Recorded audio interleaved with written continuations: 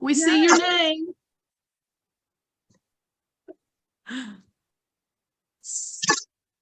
Glad to be here. Good to see everyone. It's good to see you and hear you. Welcome, welcome.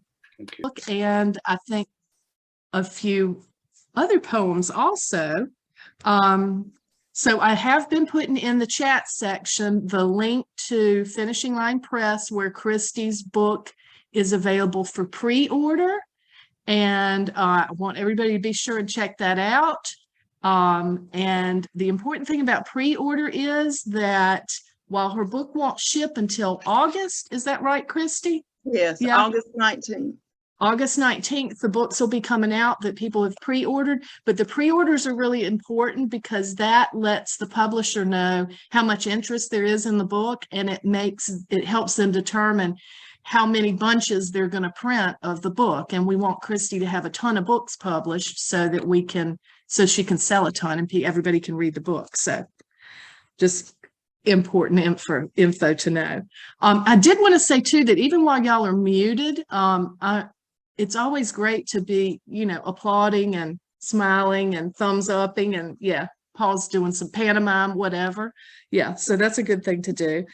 So what we're going to do tonight is we'll let Kristie start sharing some of her poems with us. Then I'm going to put her on the spot and just ask her a couple questions after she's finished a little bit of reading. And then we'll open it up to questions or comments from you guys. And then we'll have a little bit of an open mic as time allows. So those of you who have poems of your own that you want to share, be thinking about doing that a little bit later. Have I left off anything at this point? Not that I can think of. No? Is anybody feeling like I have? If you have, make some crazy hand motion to me. Oh, Regina, do I need to unmute you? Or are you just messing with me? There you go. All right. Well, what I want to do before I turn Kristie loose on us is share her bio with you. And it's really good. You can also see this on the website for Finishing Line Press, I believe. Is that right, Kristie? Yes. Yes. But it's really impressive. So I wanted to read it to you guys anyway. So here we go. Kristie L. Williams started her writing journey to impress boys and found her true voice as a poet during her time at St. Andrew's Presbyterian College in Laurinburg, North Carolina, where she earned a BA in English and creative writing. It was in that space and time that the seeds for this collection were planted. Kristie went on to East Carolina University and received a Master of Arts degree in adult education. She continued to share her love of words while teaching in the North Carolina Community College system. After 12 years of teaching, Kristie began using her own story of quadriplegia and cerebral palsy to advocate for herself and others with disabilities. She describes her work as disability adjacent because although it shapes the context of her work, cerebral palsy does not overshadow the arc of her story.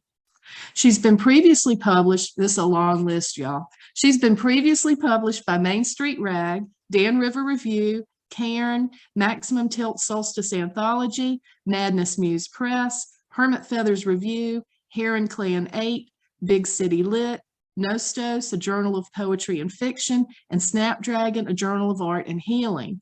She has new poems that will be coming out in Artemis Journal and Heron Clan 9. Now, when she's not playing with words, she's participating in adaptive recreation, creating mixed media art, reading great books, and going to rock concerts. So I'm seeing some people clapping. Let's clap for that. It's a great bio, right? I'm so excited. Okay, so now I think without further ado, we're going to let Kristie take the floor.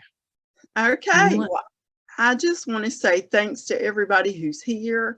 We're going to have a good time, and I'm happy to share this with all of you. So I'm going to start with the first poem in the book because that's going to set up what finding her is all about. And this is titled 1 Minute. 1 minute to be who I was, to grieve my loss, to take stock of what I have, to accept it all, to strategize a forward move, to imagine one foot in front of the other before quietly stepping into who I am now. And now that we've established where we are, we're all going on a field trip to Target. And this is titled Yoga Pants. Shopping at Target, I see them and smile, remembering wearing a similar pair. Sister yogas. These are heathered gray. A teal roll-down band provides a backdrop for silvered leopard spots. Remembering my legs, strong and shapely, used to plant my feet, raise my bottom, bridge all my strength. My sister yogas assisted that derriere move, squeezing tight, lifting body parts into perfect poses. My abs never carved, but always flat, stood at attention, saluting the colored swath that kissed my belly button and nuzzled its bejeweled ring. I have to try these on. Snatching them off the rack, I glide into the fitting room. Just outside my stall door, a full-length mirror waits. My eyes alight with hope as they adjust to the reflection. A fellow shopper smiles behind me. Oh, you precious thing. Those yoga pants hug your love bundle. And just like that, my belly button's unintentional smile opened wide the veil, swaddling my all too unrealistic fantasy, lost somewhere between not pregnant and not even almost flat. That's a true story, y'all. Actually happened. So this next poem, we're going to travel back to 1998, to mine and Larissa's days at St. Andrews. And this is when I was on a pretty good roll with Ron Bays. And so as a tribute to him tonight, I'm going to read a poem that I wrote in his class. This is called Dance with the Duende. And this is one of 2 St. Andrews poems that made the final cut. They're in the book. So, Dance with the Duende. Stomp, stamp, tap. Strings pull, language flows like water. Music listens to the fall. Stomp, stamp, tap. Voices of time past speak to the beat. Floor breathes like an infant, small and quick. Language flows like water over the banks of my mind. Oh, thunderous heartbeat, innocent ears are christened as notes bleed with the ink of this pen. Nursery rhymes take me back before him, before it, the knowledge of all that is mortal, love. Thank you. And so now I'm going to switch gears a little bit and say that this poem is a little bit about karma and a little bit about developing a thicker skin. This is called For the Maladjusted Gardener Who Would Be Culled by Her Own Brown Thumb. Sitting at the start of a sandy path, flanked by lush greenery, I hear your fingers digging as I listen to you pray to a God you've said you don't believe in. for a sinkhole deep enough to stop a heart at its core. My screams reverberate wet with marrow. I am still here as ripe red roses bloom out of my chest, climb skyward arms, and anchor themselves to extended legs. My being is now a pergola built to bear the brunt of you. I watch the earth open up and swallow you whole. Caren, you have somebody in the waiting room that got booted out that wants to come back in.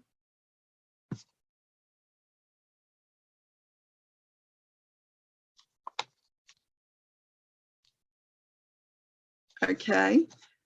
This next poem, I'm going to give a trigger warning here.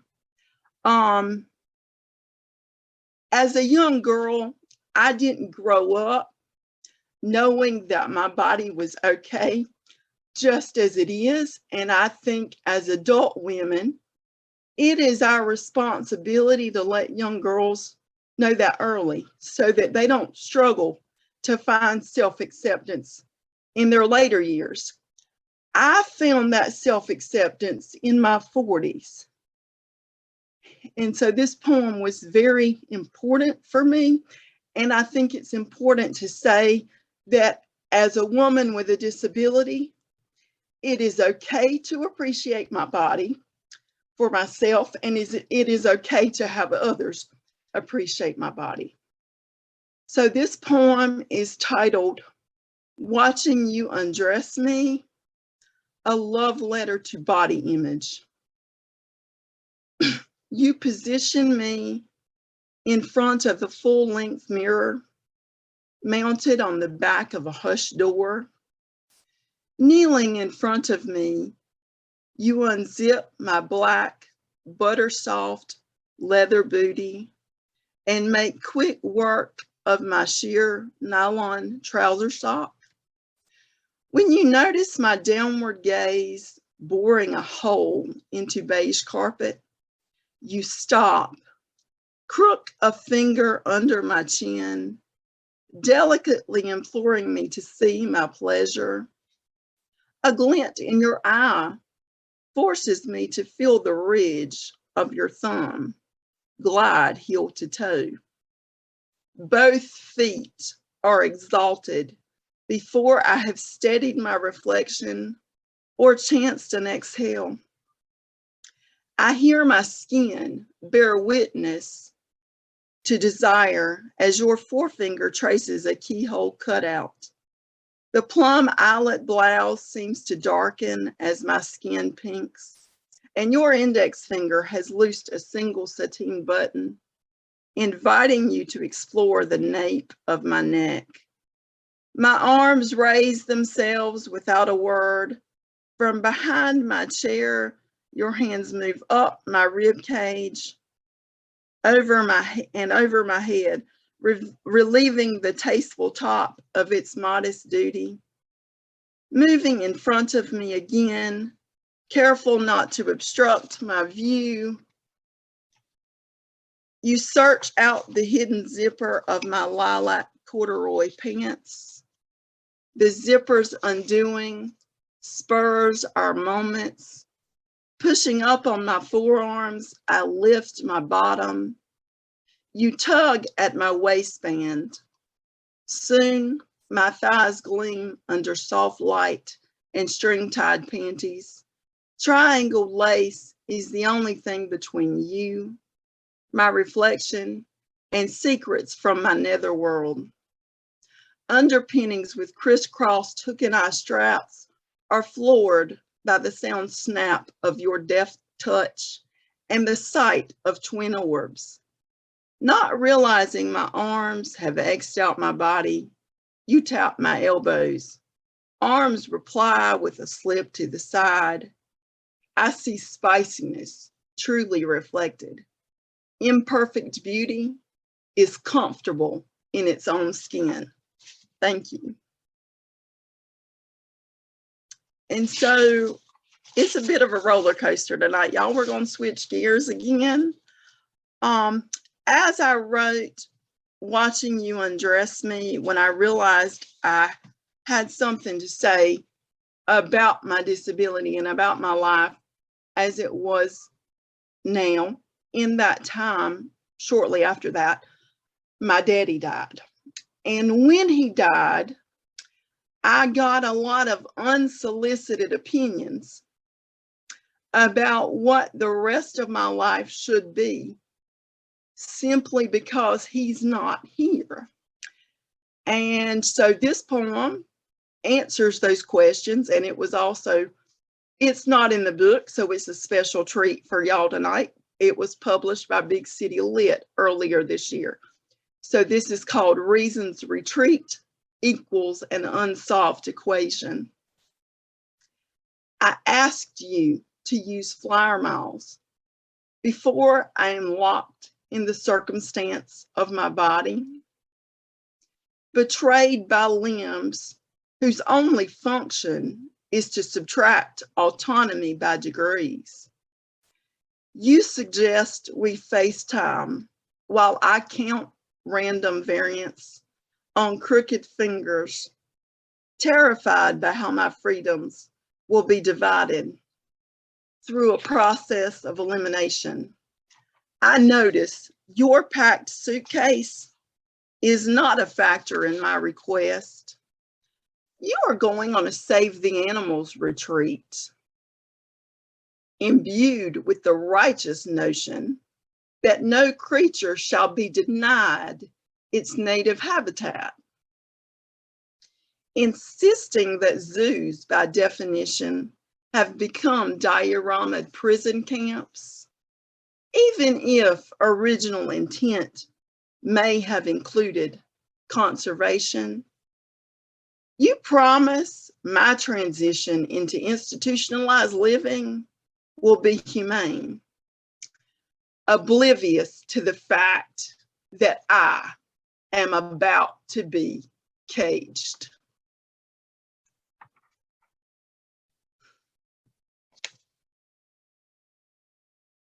Thank you. I see lots of people nodding and clapping. It's much appreciated. And so this next poem is going to be a tribute to daddies and daughters. Glitzed at the gym, walking away from my workout, I'm paused mid-corridor as a budding ballerina pirouettes her exit from dance class.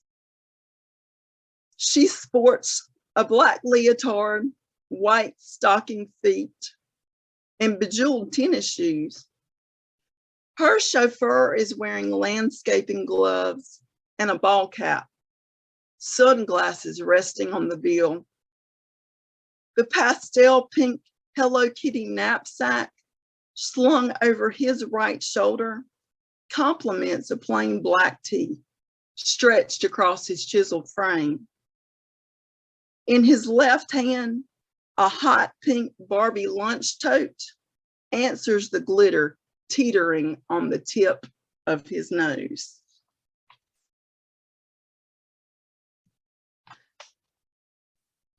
These last two poems tonight are a surprise gift for you guys because they are not in the book.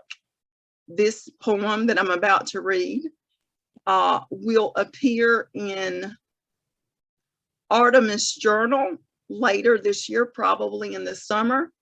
And I was given permission to write this poem by a friend in honor of those who have survived breast cancer. So this is titled Uncharted Topography. Loose skin exhales a time when her breasts were still round. Pulped scars whisper just below the surface. Each breath no longer tethers what is missing. A soul imbues today's terrain. Thank you. And so this last poem I'm about to read, I hate to call it my favorite because all my poems are my babies, and you're not supposed to have a favorite child. But this poem, I didn't get to finish before Marty Silverthorne passed away. And you guys know, most of you, that he was a fabulous poet and a great friend of mine. And I dedicated the book to him, which we'll talk about in just a bit. But I didn't get to finish this poem before he died. And I hope that this would be his favorite. This is the most Southern thing that I've ever written.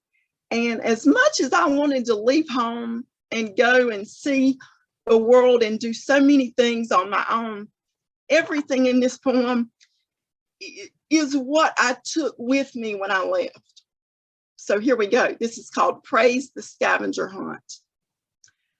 I found white sand whose black underbelly hides in the ink of my tattooed right ankle.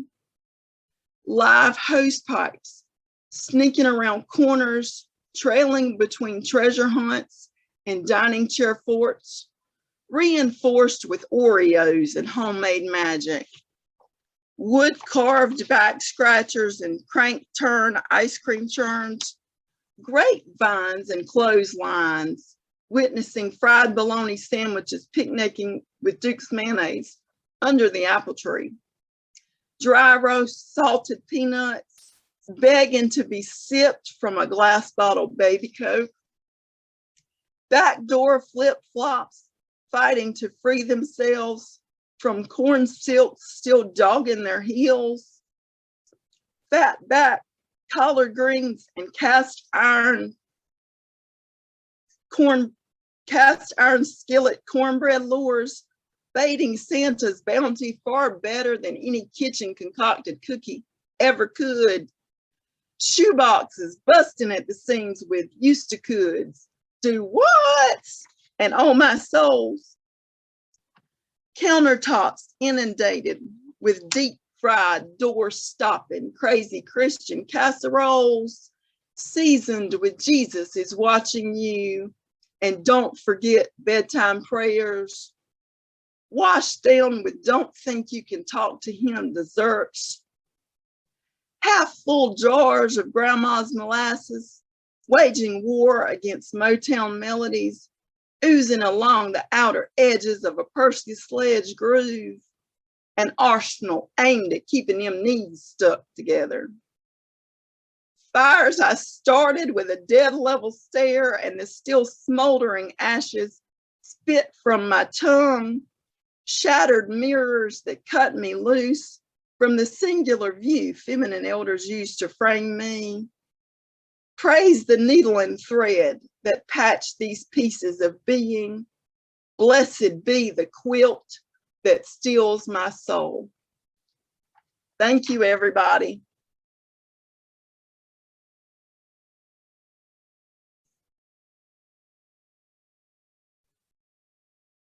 Oh my great goodness. I'm going to ask everybody to unmute yourselves and let's give Kristie some crazy applause. Woo! Oh my goodness. Woo! Oh my goodness. Yay, Kristie! That was so much fun, y'all. Thank y'all for being the ones that I get to try this out on tonight. Can you do it again next week? I'll be doing it again somewhere, sometime.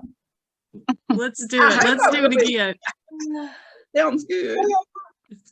I want to do it every week, Kristie. That was fabulous. Oh my goodness. Oh my goodness. It looks like I hope everybody that wants to be unmuted has figured out how to do that. Your mic little icon should be in the lower left corner of your screen if you want to be unmuted. Yay. And you've got a bar through it, click on it, and it'll let you be heard. And if you don't want to do that, then let's just make some hand clapping for Kristie again before I start asking her questions. Hey, bravo! Bravo! Go, Kristie! Go, Kristie! Oh my goodness. Oh my goodness. I heard Oh my everybody, goodness. so that's great. And just to let y'all know, I didn't see what y'all were putting in the chat because I was busy reading, but Karen's going to send that to me later. So I'll be Yes, able I to am. know. Yes, I am definitely going to do that. And so while we're on that, if you all want to look at those comments later yourselves, right before we close the Zoom room out, you can go over into the chat area, and beside where it says 2, over to the far right, there should be a couple like 3 dots. You can click on that and it'll give you the option to save the chat. And then magically, somehow your computer will know to put all those comments somewhere in your computer, and you'll be able to find them later and see what everybody was saying during the reading. So yay, tech. So I just had a few questions that I wanted to ask Kristie. And I'm going to do that. And so I think when I do that, I'm going to mute everybody again, just so we don't have as much background noise. So let me try that. Okay, I think I succeeded. Kristie, you're still live. I'm still live. Okay. Yep. Here we Can go. y'all hear us both? Very good. I'm not going to make this too brutal. I just had some pressing questions I wanted to ask Kristie, and that I thought you guys might want to also know the answers to. First off, Kristie, is there anything just off the top of your head that you want to tell us, or do you want me to just start grilling you? You just start grilling me, and if I think of something, I'll jump right in. Okay. So really, my first question is just, why do you write poetry? Why poetry? Sanity.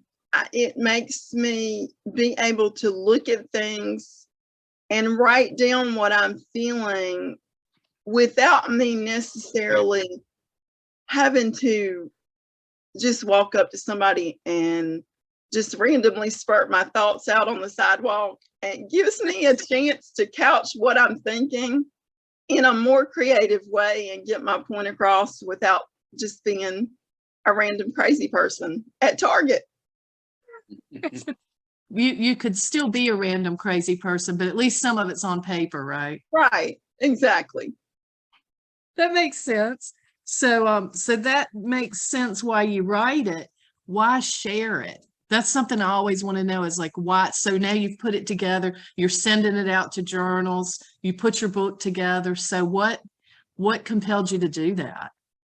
Because when I really decided that I had something to say that was on my mind, I thought, well, what if somebody else feels this way and they need to know they're not by themselves?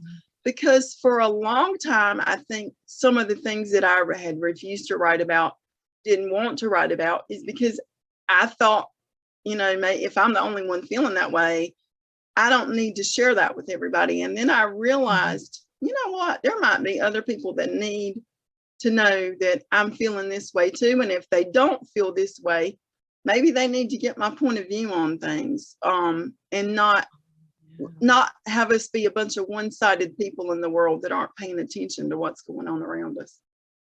Oh, I love that. Yeah, that's so true. And Kristie, I just have to tell you this too. The breast cancer poem was, I have had breast cancer, and that was, I mean, it almost made me cry. That was amazing.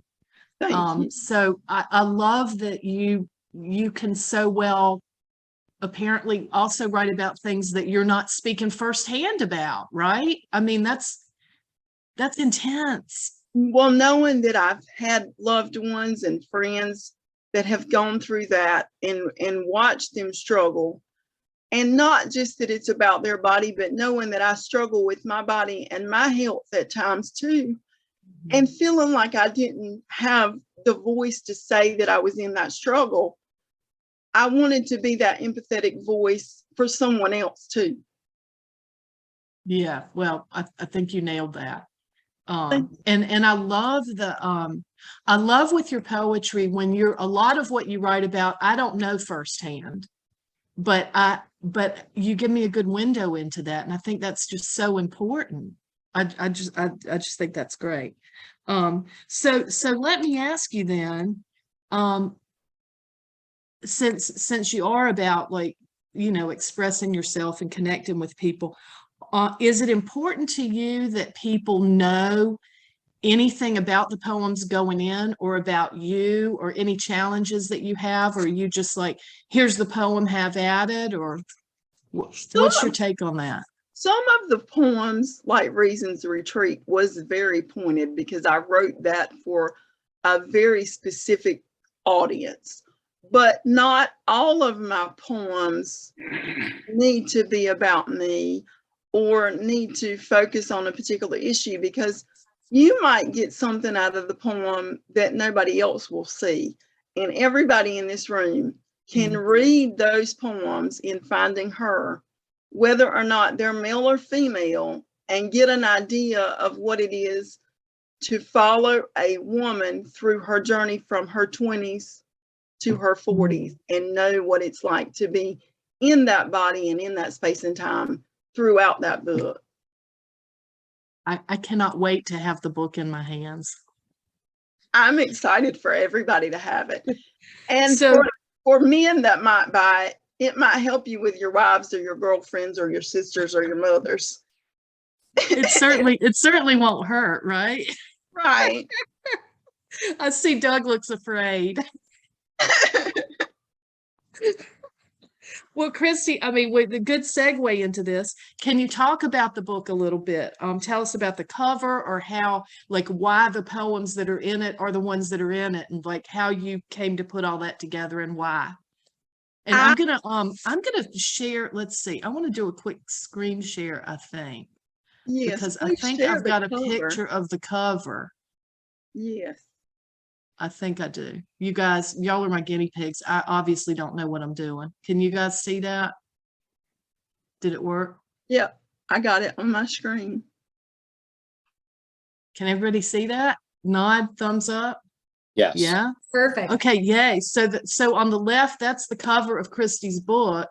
And then when you go to the Finishing Line Press website to check out purchasing her book and reading about it, this is what you'll see. It's got this great photo of Kristie on the right, and then it's got the cover on the left. So okay, that was my little bit of tech I wanted to do. So I'm gonna take that down so that y'all can see Kristie again. And now, Kristie, if you could tell us about the book and what I was asking you about.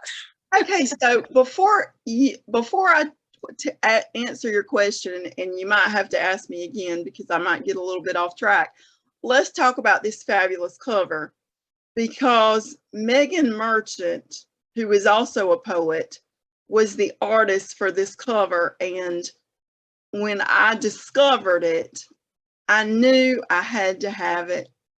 Once I knew I wanted to title the book Finding Her, because not only is this painting fabulous and it makes you think, and it's vibrant and colorful and absolutely stunning, but it's titled On Balance. And as I did the different walks through stages of being a woman in Finding Her, as you'll see from the beginning to the end, the whole thing is about finding your balance and finding your comfort level in your life, whatever that might be. And so with that, I knew that I just had to have that cover. And Megan was gracious enough to give me the rights to it. And then not only that, but she said that the first artist that did her cover offered her a chance to have the painting. And so she did that for me. And now that cover hangs in my living room over my fireplace and will be a permanent reminder of my first book. Okay, that is like crazy Paying exciting. it forward. Yeah. Oh my gosh, that's great. Holy cow. Ugh. So Kristie, okay, now I'm going to redirect you back to it. So how did you pull this book together? Did you get the image for, oh, this is what I want a book to be like, and then start writing poems to that? Or did you look at, what was your process? Like, I'm just so curious about how it came together. I didn't start out with that particular message in mind. I always knew that my first book would have a female slant to it, but all these poems in the book were different issues and things that either I was going through, my friends had gone through, or that I had seen in public places, things that were connected to feminine issues. And when I realized I had enough of those, I started pulling them together. And I thought I knew what I wanted. And Marty Silverthorne and I were in a writer's group with Susanna Corkle and Malika. And I had the book. I thought it was together. And then I started writing new things, like Watching Her Undress Me came up. And I ripped the whole thing apart and started over and regrouped the whole collection. And this is an important story to tell because I really think it was Marty. Marty had already passed away, and I had the book together. And in fact, I told you, I said, Caren, I just don't know if I'm ready, if it's done. I couldn't decide. And that night I was sitting at the computer. I had it all pulled up. Everything was loaded. And I thought, I don't know. And I said the words, I don't know, out loud. And as soon as I did, I sneezed. And when I sneezed, I hit send. So that was Marty telling me to get my ass in gear and just do it. So I did.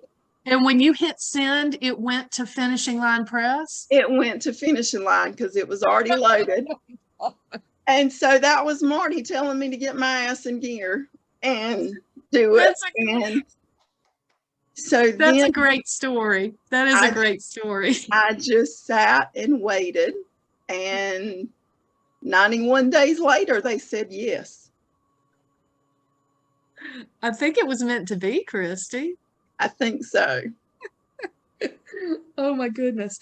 Well, oh gosh, that's a great story. Okay, I'm gonna unmute everybody now and see if anybody else has questions for you or comments. Okay. Or if you're not unmuted yet, I think I did it, but just unmute yourself.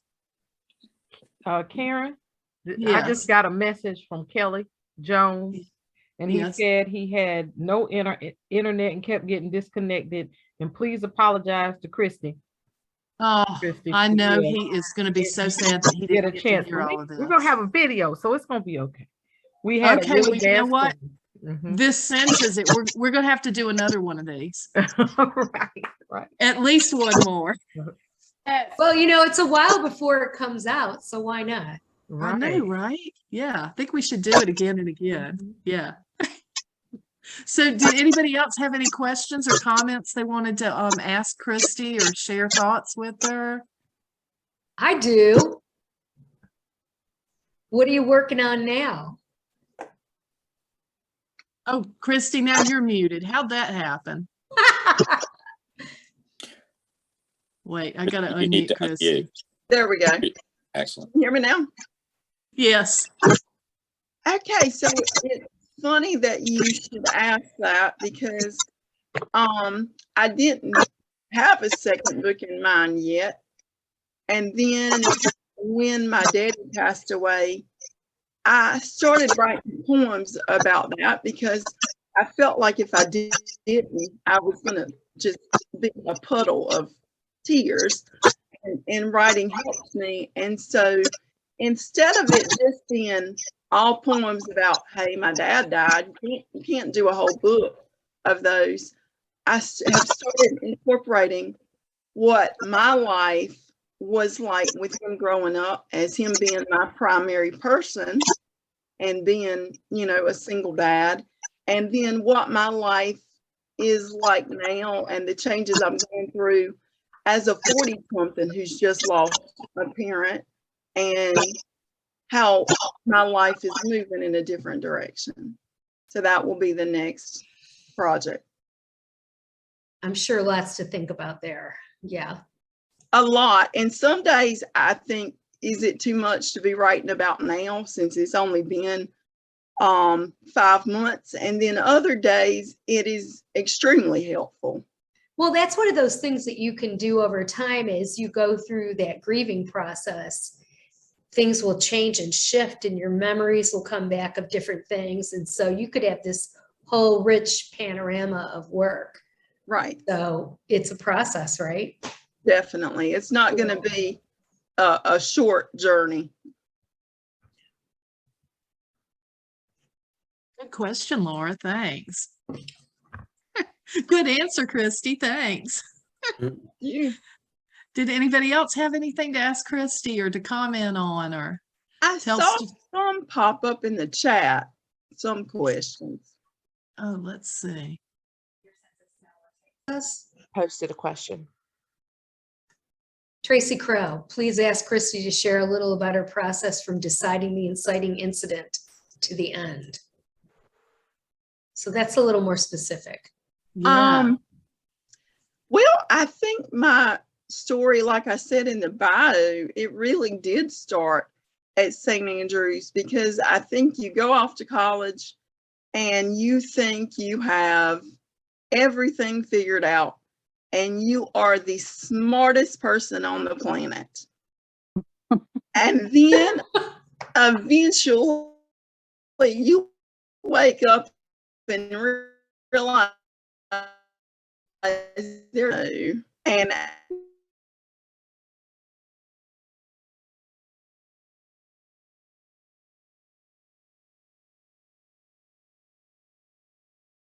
use better book together. Even I have become a better poet just from this process, because now I see all that goes into it and what I went through in choosing these poems and how I feel about them once they all came together. It's changed my whole way of thinking.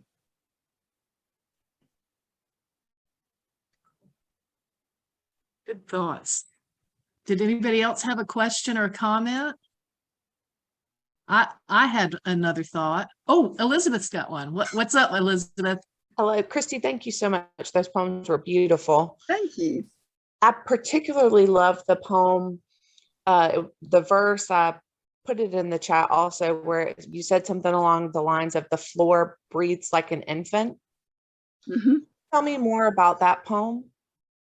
That was in a Ron-based class, and we were studying Lorca and the duende coming through the floor or through the walls and being that creative inspiration. And what Ron did that day, you can't see it with me just reading it, but he played 3 pieces of flamenco music that day that Lorca had talked about in one of his books.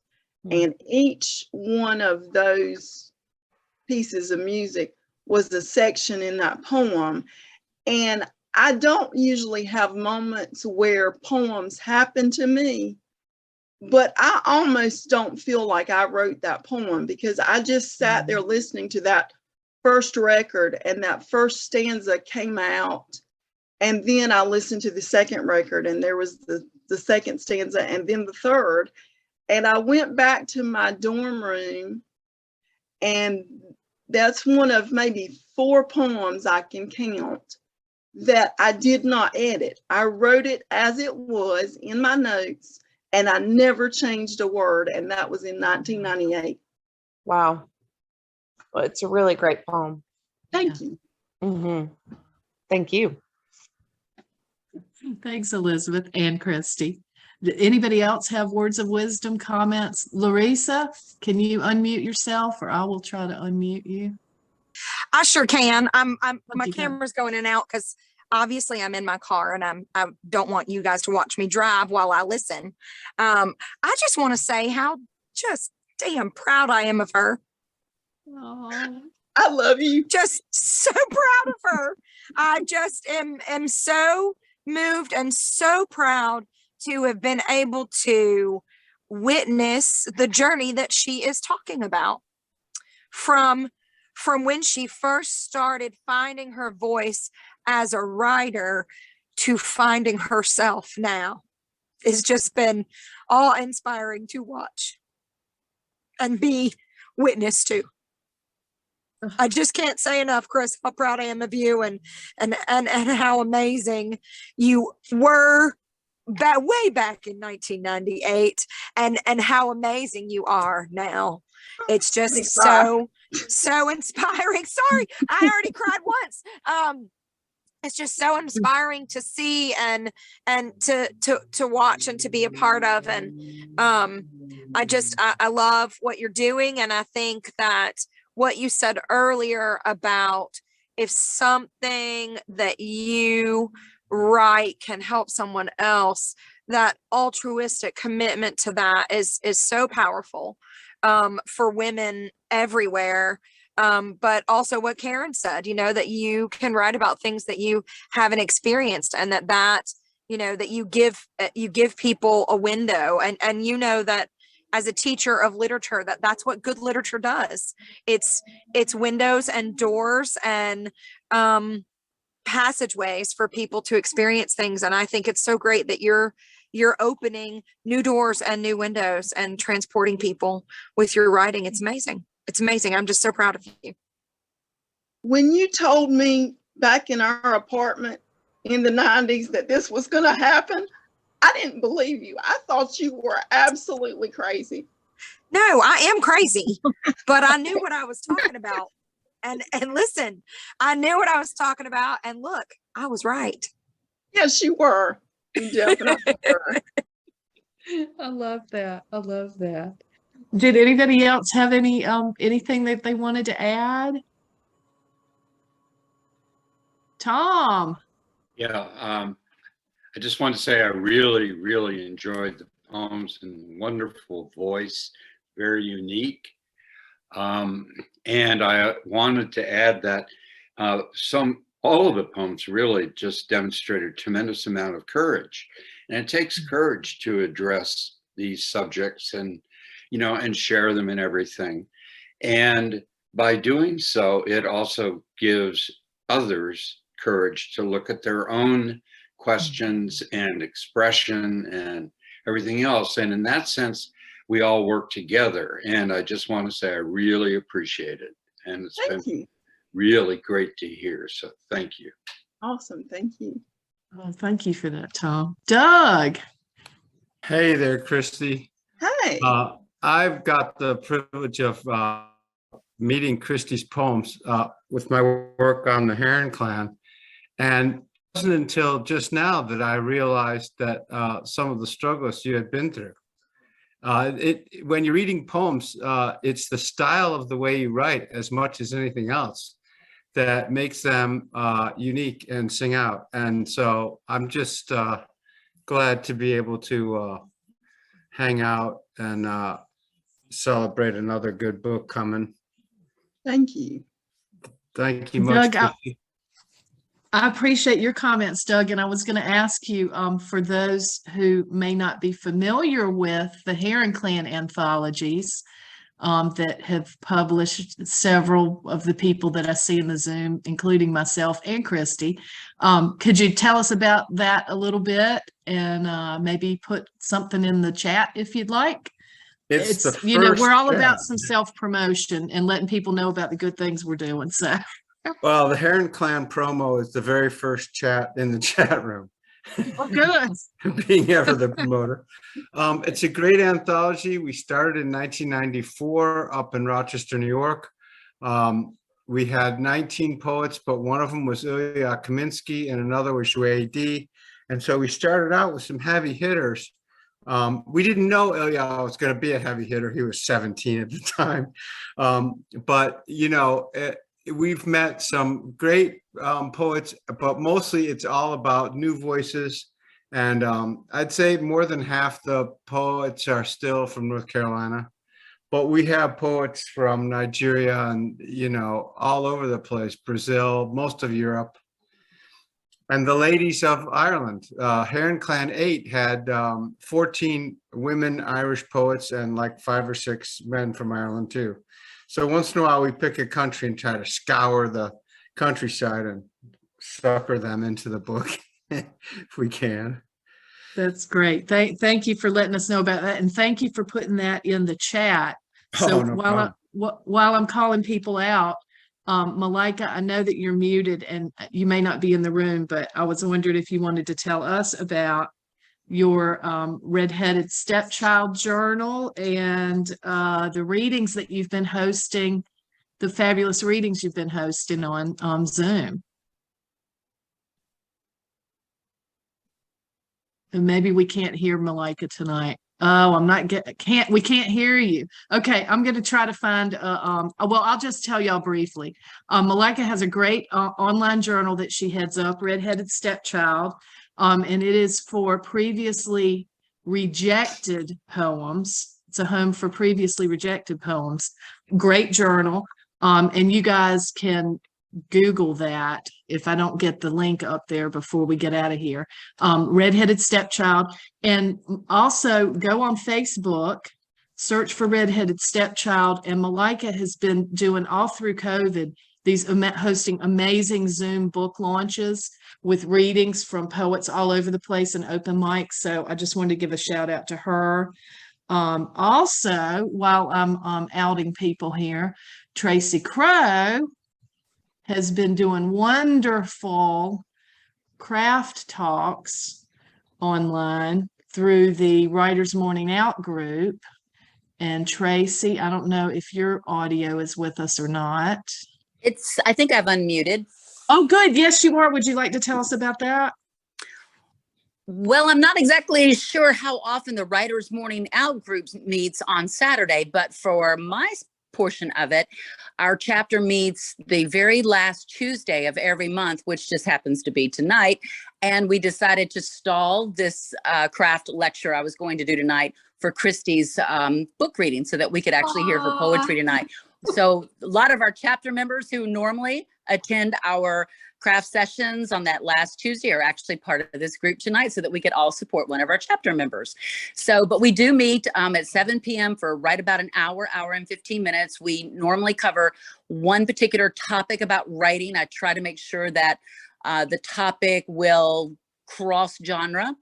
Most of the time it does, sometimes it doesn't, but we try to do cross genre topics, and we discuss everything from the triggering incidents of poetry to plot, character development, point of view, all those sorts of things. So come join us last Tuesday of every month, free. It's so fabulous. And you guys, I think you can find information about that and the Writers Morning Out group. If you go on Facebook and just do a search for Writers Morning Out. I think I'm right about that, Tom. Does that sound right to you? Yeah, I'm getting a nod from Tom. Did anybody else have any info like that to share with us or any more comments for Kristie before we head into the open mic? Comments, questions, confessions, awkward statements? Laura does. No. Oh, no. Well, before I forget, I just want to thank everybody that's here so much for coming out and making this such a great evening and supporting Kristie, and just remind you, check out Finishing Line Press. Do a pre-order for those copies of Kristie's book. It is something that you're going to want to own. And I think we'll move into our open mic part of the evening. I'm hoping that some of the people present have perhaps a poem that they've written that they'd like to share with us. And if you don't, you can stick around and hear what everybody else is doing. So I think that the way we'll do this is, if you have a poem that you'd like to share, let's use the reactions down at the bottom of your screen. If everybody can find the reactions, if you have a poem that you'd like to share with us, click on the raise hand icon and it should put a little cartoon hand up. Like I just did one. I'm not going to share, but oh good, Doug's got a little hand up there. Laura's got a hand. Regina's using a real hand. Regina, you're muted, but I see your mouth moving. My hand is brown and it's blending into the thing. Oh, I see it. It I was is. trying to be authentic. I have like a Simpsons hand. I don't know why my hand is yellow. I've never, but actually it's probably appropriate for me to have it's a not the cartoon same color, but it was as close as I could get it. I don't see it. You see it? Okay. Is there anybody who thinks that they would like to share a poem that can't figure out how to use the raise Michael hand? has his hand up, Caren. Michael's got, okay, he's doing a real hand. All right, so we got Michael, We got Regina. We got Laura. We got Karen's hand is up. who? Karen's hand. Oh, me. I don't know about that. Doug, no hand up? Not tonight. I'm not gonna out anybody. Yes, I am. That's how I roll. I see Doug's mouth. Oh, there's his hand. All right, we got Doug's hand up too. Okay. And Kristie, if you feel compelled, you can always join in, throw us a bonus poem. So Elizabeth, no hand going up tonight? No pressure.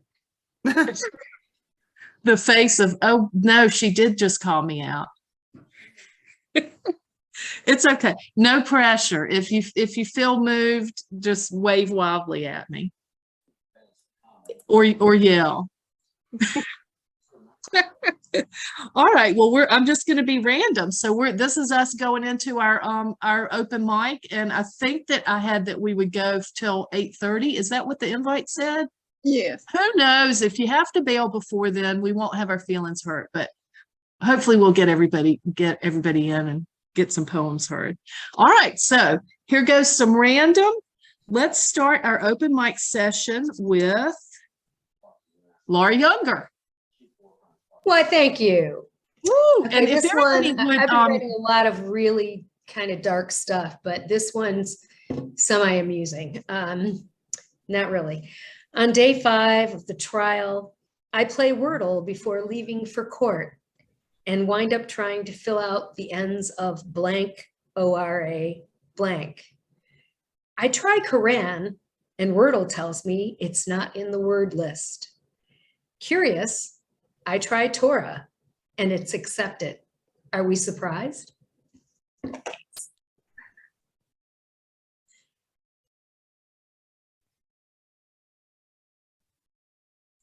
oh my goodness. Okay, let's try this, you guys. Let's mute ourselves when somebody starts reading, then unmute so that we can let our fellow poet know what an awesome poem they just shared. Wow.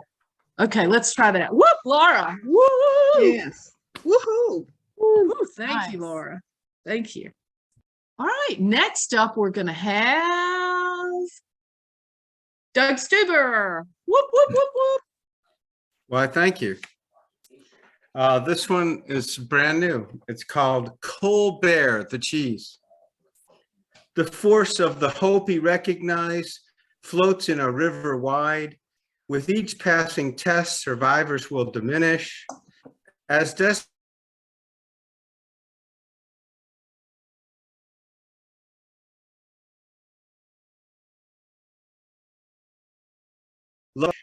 a battery that ranges 2,000 car miles and charges with a unit that fits in the palm of your hand.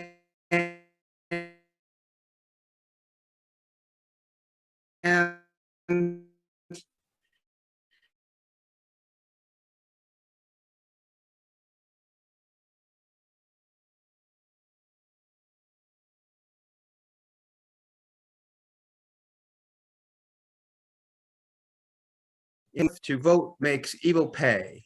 So dramatic, be clear as the universe comes nigh, the positive vibes missed by most within reach these days.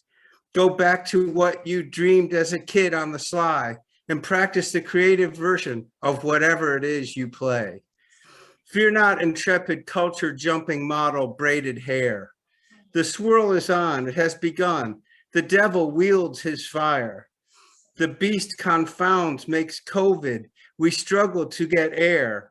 Miasma stinks of rich astronauts landing in the mire.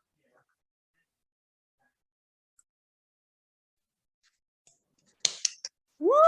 Unmute. Woo! Thank you, Doug. Thank you. Woo! Subtle, I'm always subtle. Okay, we'll go with that. All right, next up, how about Michael? Are you feeling next up?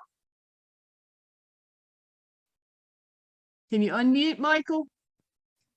Can I unmute Mike? There we go. Great. In automatically mutes. So I have a poem that I was to give to the parade of planets. The parade of planets are going on in the night sky right now. So I wrote your heart to speak. Friend, everyone. Pray to a parade of planets. Here in the 420 towards it.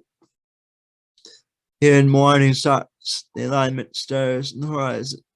Steady and distant, Saturn rises first, cold and far, nearly the size of a pinprick star. Then comes the faint rust of Mars, glowing firm out the eastern horizon. Next, Venus, grandest ball of our inner family, makes its timely appearance, prominently reflecting the rising sun, lying 2 hours ahead. Finally, bright Jupiter, twice as luminous as massive Sirius, a very own protostar, comes out at 5:30 in the morning, in the alignment stretching out the plane of our system Sol, visible in the morning, unusual for April, cold, stretches from morning's edge, shining bright in a line, out far depth, out the depth that holds a measurement of space, proportion and immaculate, and in the alignment which comes as briefly as the mouth will allow. Attention drifts in the sanguine mists of a morning when the heaviness becomes dissolved with the fleeting joys, looking to the horizon of our little neighborhood, lined up from earth to Saturn out. When the shadowy beat reverberates and repeats like a crystal chime, sliding from left to right, from daylight to day to twilight, so that the homes contrasting against strings heavy timber. Dark layers of the sky giving way in pieces to the radiance of time, some wall revolving without end. A mysterious rhythm comes from the beat of a drummer lost in time shadow. And when I return to sing, hearing again a long song call to sit in the space between the noble words and the rhythms of tongues unknown. For those present to the whispers of angels, time's mystery is filled with past, radiating and spinning off. And we, in present moments, become the future, drifting off.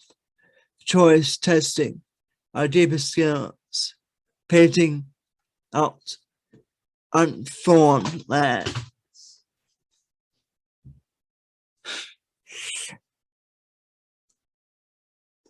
With flights trying to capture the realm of thrills unknown, a path of creating uncertain futures, until the whole comes together, unveiling the limits between gemstone immersion and visions obscure.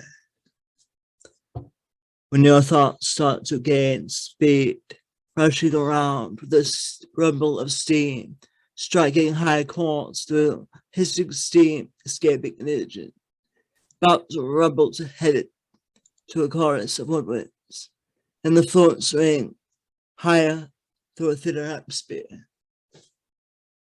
That's it. Thank you. Thank you, Michael. Wow. Thank you. Wow. And we got an Amazing. extra dose of art there. Thank you. Nice. Oh, All right. beautiful. All right. Wow. I am showing that we have Kristie, Elizabeth, and Regina to still go. Okay. Are you going to share one, Kristie, or no? I will, but not right this second. I'm going to print something.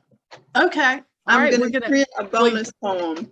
You will be our finale of the evening. How about that? Okay. That'll work. Nice. All right. Okay. So next up, then we're going to have Elizabeth. Oh, Elizabeth's screen's off. Are you with us, Elizabeth? I'm with you. Yes, yes. I just had children coming in the room, so I. Do you need me to No, juggle? You good? Yes. So this is just a short little guy. It's called COVID Rising. Oh.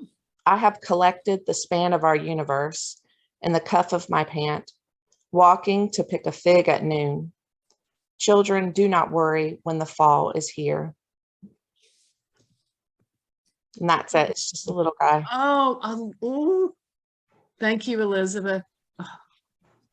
I'm trying really hard to not do the thing where I'm like making comments on people's poems. It's so hard for me. I'm just having to just tell y'all thank you so much. Whew. Okay. Wow. Next up, we have Regina. Me? Okay. Yes, you. Okay. All right. This is untested. But this poem is reflective. I have to give you a little context. I grew up in the Baptist church, Missionary Baptist Church. And we had, I don't know if you all have had the experience, if you're Southern and you went to church, you probably have had the experience of seeing people catch the spirit and get happy and clap and do all of that. But sometimes I remember sitting in church and seeing people act like they were carrying quite a bit, and very often these were women. And so the name of this church, the name of this poem is Praise Song for the Praiser. And it is based on Psalm 55:22. Cast your burden on the Lord, and he will sustain you. He will never allow the righteous to be moved. She, with hands lifted high, eyes rolled to distant lands, feet above floor, soul only satiated by holy flesh sacrifice of scream, tear, dance, run, slay. Her suffering twisted into an ache so good, she can hardly walk without it. She cannot let it go. So she carries it into the temple, lays it before the altar, and screams its name, pleading, "Take it from me, Lord." And somewhere in her spirit, she knows her God can hear it. And in this moment, she receives respite from her searing pain. With wretched longing, she believes harder, more desperately, that her ache taken will be fixed. I cannot let it go. That her battering love has not been in vain, and that love will love her back, and in love will be her pillow, and unlove will trouble her no more. Creased face, pressed tight eyelids, contorted mouth, arms wide stretched, she beckons the spirit as a lover who will never leave her alone. No, never alone. She has walked dark roads and battled black thoughts while standing in pure sunlight. She praises, unrelenting as she awaits the praise due to her from that which has imperiled every layer of her broken vessel. She has knocked back her unbelief, yet her harmonies will not come for her on the loathsome path she continues. Today I see her as I see her every day, generation through generation. Pray for her, anoint her, unjudge her, give her tired, persistent way a glorious song of praise. Wow. Regina, that was awesome. Everybody did Amen. good tonight. Thank you, Regina. Wow. Yeah. Oh, you guys. What a great open mic. And Kristie, are you going to carry us out? I am. I didn't think I was going to do this tonight, but Larissa, I'm pointing this right at you. So, circa 1996, we were in PDJ! Yeah, absolutely. I was bitching about nothing getting published. Nobody was going to ever see any poems. Everything was just, we were just having one of our marathon sessions. And I wrote this particular poem, and then Larissa took 2 lines and insisted that they be bold. And I told her that if I ever got a book, I would read this poem for her and she would have a footnote in history. So I'm going to read this tonight because we have talked about this for decades. So here we go. And it is a bit dated. There's some 90s references in here. So this is called Lullaby for the Lonely. Alone, I watch the TV. All these shiny, happy people seem plastic compared to what I see when I look in the mirror. Still, this 22-inch square black box is my only salvation. Not much more help than the plastic dashboard Jesus some crazed evangelist tried to peddle on the PTL network after midnight for $1.99. What is my existence coming to? This TV is my eternal Band-Aid. It holds my wounds together. As long as I have it, I know I'll be fine. But there's just one question. It's burning in the back of my mind. What if the power goes out? Thank you. And Larissa's line, y'all, was plastic dashboard Jesus. She wanted it in neon lights. If we could have printed neon, she would have done it.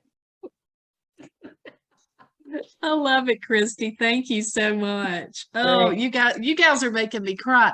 Larissa, I see now I'm seeing that your hand is up. Did you have a poem you wanted to share with us? Well, I was driving, so I couldn't raise my hand before. And I do have one, but I don't want to be last. Kristie would have to read something else. And I never read anything.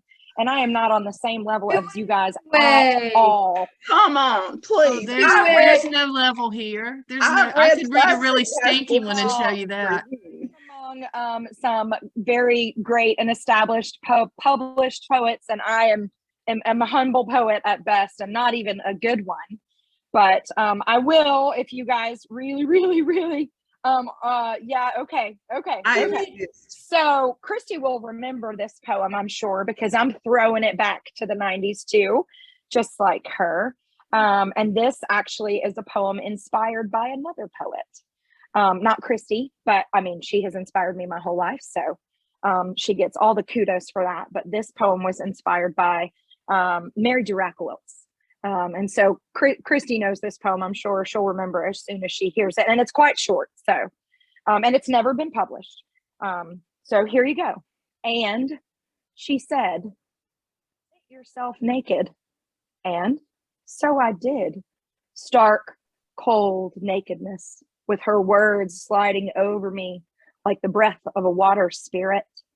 Her wisdom refined and elegant, mine young and wild. She graced me with her presence and then thanked me for her grace. Wow, I remember this. I do. And I'm so glad you read that one. Well, I figured it fits with finding her. It's a woman poet. I was going for something. Thank you for sharing that, Larissa. I think that was a great topping on our evening, and I know for sure Kristie appreciated it too. Absolutely.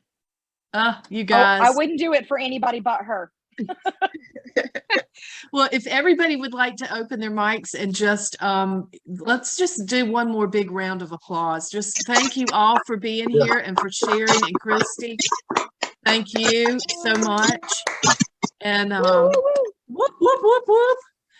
Be sure this would be a really good time if you want to save the chat to go down in the chat box over to your bottom area next to the little smiley face, probably 3 dots. If you click on it, it'll give you a choice to save the chat, and then you can look at all the good comments everybody has been putting in there this evening. Caren, and what else am I forgetting to tell people? Can you do that for me, please, Caren? I just did. I got you covered on that. And what else did we need to do before we go? Regina, am I leaving anything out? Not that I can think of. I think it was all just absolutely wonderful. And I'm going I did want to do one final thing. Okay. I'm putting that link for the book in the chat again. One more time. Yeah, it'll be a great gift. Think of all the people that would be so happy to read it. And you would be so awesome to be given the gift of somebody that you know's book, right? I know that was really bad grammar, but you know where I'm going with it. I do have one thing I'll mention. Since we're doing COVID and I've been doing a lot of stuff on Zoom, tell your friends if they buy copies of the book and they're in book clubs, I will come visit their book club on Zoom. I've already got some scheduled. I'm doing 2 Zooms in Texas. So I'm willing to do Zooms somewhere else too. So if y'all know people who are doing book clubs, I'll go to their book club. That's a cool idea. Wouldn't that be so much fun? I know we were talking about that the other night. I'm like, I'm not in a book club, but I may just invent one so we could do that. Let's start. I mean, how much Plus, fun would don't that forget, be? you can come to the Caren Clan at 2:00 on Sundays. We got Friday Noon Poets at noon on Fridays.